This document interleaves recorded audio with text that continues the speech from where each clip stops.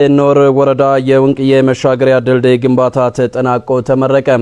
የህብረተሰቡን ሁለንተናዊ እድገት ለማረጋገጥ በሚደረገው ጥረት የመንገድ መሰረተ ልማት ተደራሽነት ሚና የጎላ መሆኑን የማዕከላዊ ኢትዮጵያ ክልል ትራንስፖርትና መንገድ ልማት ቢሮ አስታውቋል። ዝርዝሩን ከወልቂጤ ቅርንጫፍ ጣቢያችን አዱኛ ትዛዙ እንደሚከተለው ወደ እናንተ ያደርሰዋል።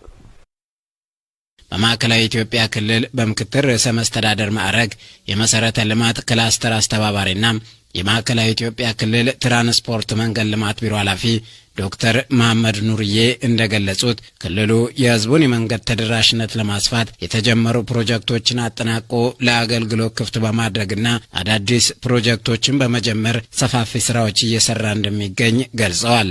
የገጠር ትራንስፎርሜሽኑን ለማፋጠን ሌሎች ልማቶችንም እውን ለማድረግ የመንገድ መሰረተ ልማት በጣም ወሳኝ ነው። ወረዳም ዋና አስተዳዳሪ አቶ መብራቴ ተክሌ በእንኳን ደህና መጣችሁ ንግግራቸው የመንገድ መሰረተ ልማት ጥያቄዎች በቁርጠኝነት እየፈታ ነው ብለው የወንቅዬ ድልድይ በክረምት ወቅት ለመሻገር በሚደረግ ጥረት የ17 ሰዎችን ህይወት በመቅጠፍ ለበርካታ ዓመታት የማህበረሰብ ተግዳሮት ሆኖ እንደቆየም አንስተዋል። ይህ ድልድይ ላለፉት ዓመታት የማህበረሰባችን ቁልፍ ጥያቄ የነበረና ድልድይ ባለመኖሩ ምክንያት ለንግድ ለሕክምና እንዲሁም ከጎረቤት ወረዳ ጋር ለመገናኘት በእጅጉ ፈተና የሆነበት በተለይም በክረምት ወራት ለመሻገር ሲደረግ የነበረው ትግል ከ17 ሰው በላይ ህይወት ቀጥፈዋል።